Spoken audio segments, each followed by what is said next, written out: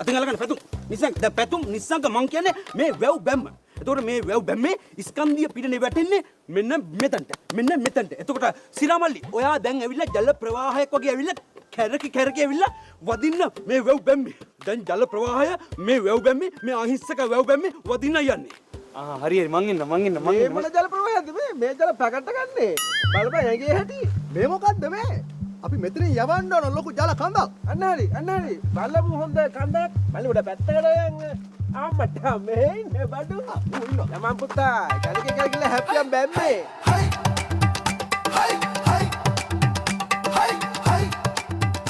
යමන් පුතා කලකේ කලකේ බලයන් යමන්